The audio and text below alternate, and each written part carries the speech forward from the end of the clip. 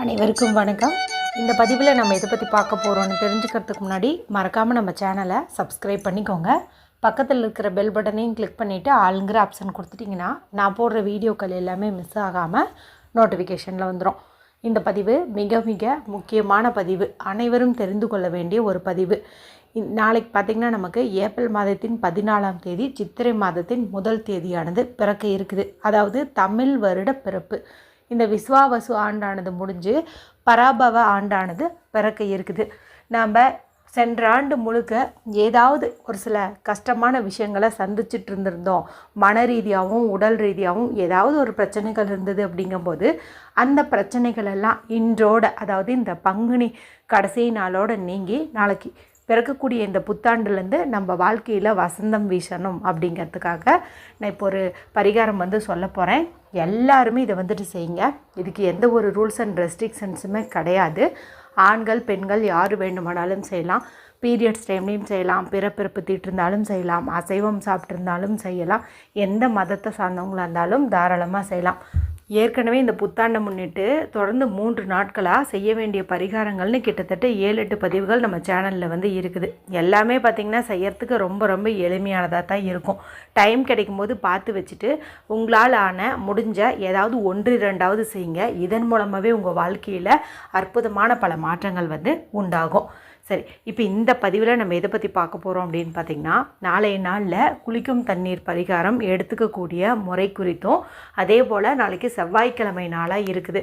முருகப்பெருமான் வழிபாட்டிற்கு உரிய ஒரு நாளாக இருக்கிறதுனால அவருடைய ஒரு வரி மந்திரம் ஒன்று நம்ம வெறும் வயிற்றிலே சொல்ல போகிறோம். சரி, அது என்ன அப்படின்னு பார்த்தலாமா? முதல்ல குளிக்கும் தண்ணீர் பரிகாரம் பார்த்தலாம்.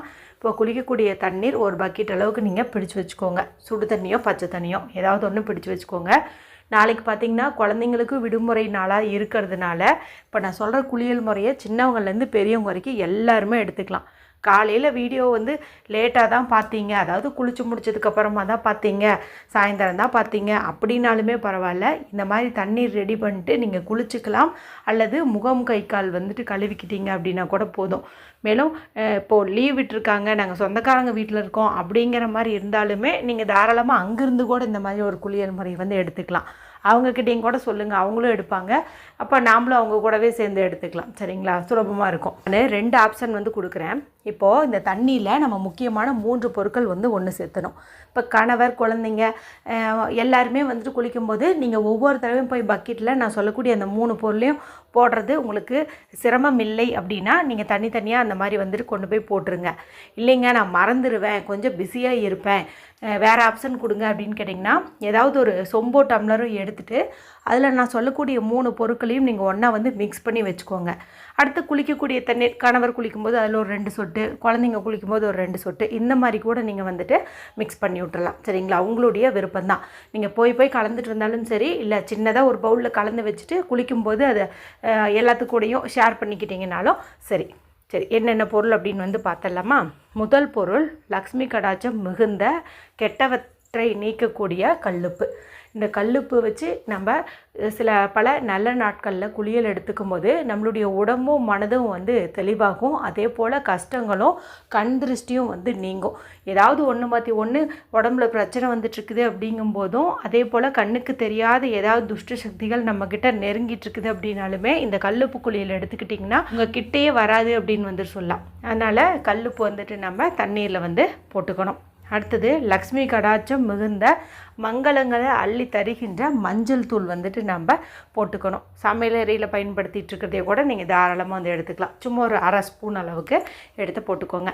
அடுத்து ஒரு முக்கியமான பொருள், என்ன பொருள் அப்படின்னு பார்த்திங்கன்னா பால்.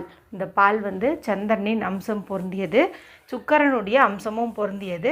நல்ல ஒரு பண வரவை கொடுக்கும். அது மட்டும் இல்லாமல் மனதில் தேவையில்லாத குழப்பங்கள் சஞ்சலங்கள் இருந்தாலும் பணம் சம்பாதிக்கிறதுல கவனம் இல்லாமல் போகும். ஏதாவது ஒன்று பிரச்சனைகளை பற்றியே யோசிச்சுட்டு இருந்தால் அப்புறம் எங்கே காசு தேடி நம்ம போகிறது சொல்லுங்கள்? நம்ம மனதை தெளிவுபடுத்துகிறோம் அப்படிங்கிறதுக்காக நம்ம இந்த பால் சேர்த்துக்கிறோம். காய்ச்சாத பசும்பாலை நீங்கள் எடுத்துக்கோங்க. முன்னாடியே நாளைக்கு எப்படி பால் வாங்குவீங்க இல்லையா, வாங்கினதில் துளியோண்டு அளவுக்கு எடுத்து வச்சுட்டு நீங்கள் குளிக்கக்கூடிய தண்ணீரில் கலந்துக்கோங்க. இந்த 3 பொருள் தான். என்னென்ன பொருள்? கல்லுப்பு, மஞ்சள் தூள், பசும்பால்.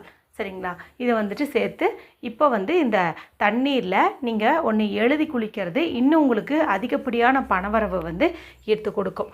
நீங்கள் எழுத வேண்டிய அந்த ஒரு சிம்பலானது உங்களுக்கு ஸ்க்ரீனில் தெரியும் பாருங்கள். இதுதான் பணவரவை அதிகப்படுத்தி தரக்கூடிய அற்புதமான சிம்பலுங்க இது. இதை வந்துட்டு போட்டுக்கோங்க. இது என்ன சிம்பல் அப்படின்னு பார்த்தீங்கன்னா டாலர் சிம்பல் தான். டாலர் சிம்பல் உங்கள் எல்லாருக்குமே வந்துட்டு தெரியும். ஆனால் ரெய்க்கியில் இது அதிகப்படியான பணவரவை ஈர்த்து கொடுக்கக்கூடிய ஒரு சிம்பல் அப்படின்னே வந்து சொல்லலாம். இதை தான் வந்துட்டு நம்ம குளிக்கிற தண்ணீரில் விரலை பயன்படுத்தி வரைஞ்சிக்க போகிறோம். இப்போ நீங்கள் உங்கள் கணவரில் குளிக்கும்போது இந்த பொருட்கள் சேர்த்துட்டு இந்த சிம்பலையும் தண்ணீரில் வரைஞ்சி குளிச்சுக்கோங்க. குழந்தைங்களுக்கு வந்து இந்த சிம்பல் வந்து தேவைப்படாது. ஜஸ்ட் அந்த பொருளை மட்டும் நீங்கள் போட்டு குளிப்பாட்டி விட்டுருங்க. சரிங்களா? சரி, இப்போ குளிச்சு முடிச்சாச்சு. அதன் பிறகு நம்ம காலையில் வெறும் வயிற்றில் சொல்ல வேண்டிய ஒரு வரி மந்திரம் குறித்து பார்த்தரலாம். இந்த ஒரு மந்திரத்தை ஆண்கள் பெண்கள் யார் வேணுமென்னாலும் சொல்லலாம். பீரியட்ஸ் டைம்லேயும் கூட சொல்லலாம். வெறும் வயிற்றில் இருந்தீங்க அப்படிங்கும்போது எப்போ வேணாலும் சொல்லலாம். ஒருவேளை வீடியோவை நீங்கள் பார்க்குற சமயத்தில் சைவம் எடுத்திருந்தீங்க அப்படிங்கும்போது தாராளமாக சொல்லலாம். ஆனால் அசைவம் சாப்பிட்ருந்தீங்க அப்படிங்கும்போது இந்த மந்திரத்தை வந்துட்டு நீங்கள் சொல்ல வேண்டாம். சரிங்களா? அதனால் எதுவுமே நம்ம காலையில் உணவு எதுவும் எடுத்துக்கிறதுக்கு முன்னாடி சொல்லும்போது இன்னும் அதிகப்படியான பலனை வந்து கொடுக்கும். முடிஞ்ச அளவுக்கு வெறும் வயிற்றில் சொல்கிறதுக்கு முயற்சி பண்ணுங்கள். நாளைக்கு நீங்கள் முருகப்பெருமான் வழிபாடு செவ்வாய்க்கிழமை நாளில் எப்பவும் போல் செய்யறதுக்கு என்னென்ன ஏற்பாடுகள் பண்ணீங்களோ எல்லாமே வந்து பண்ணிக்கோங்க. இல்லைனாலும் பரவாயில்ல, ஒரு தீபமாவது ஏற்றி வச்சு வடக்கு திசை பார்த்த மாதிரி உட்காந்து சொல்லுங்கள். இல்லைங்க பீரியட்ஸில் இருக்கிறோம் பூஜை அறைக்கு போக முடியாது அப்படின்னு நினச்சிங்கன்னா ஹால்லையே வடக்கு திசை பார்த்த மாதிரி உட்காந்துட்டு இந்த ஒரு மந்திரத்தை வந்து சொல்லுங்கள். சரி, அது என்னென்னு ஸ்க்ரீனில் தெரியும், நானும் சொல்லி காட்டுறேன். ஓம் நமோ குமாராய நம. ஓம் நமோ குமாராய நம. ஓம் நமோ குமாராய நம. முருகப்பெருமானுடைய மந்திரங்கள் நிறைய வந்து இருக்குது.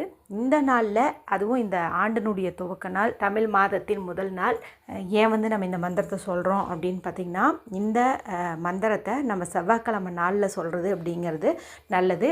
நமக்கு வருடப்பிறப்பும் செவ்வாய்க்கிழமை நாள்லேயே வந்திருக்குது. இது ஒரு காரணம். இது சொல்வதன் மூலமாக நமக்கு மனக்கவலை துன்பங்கள் மேலும் எடுத்த காரியத்தில் ஏதாவது தடைகள் வந்துகிட்டே இருக்குது அப்படிங்கும்போது அந்த தடைகள் எல்லாம் நம்மளை விட்டு நீங்கும்.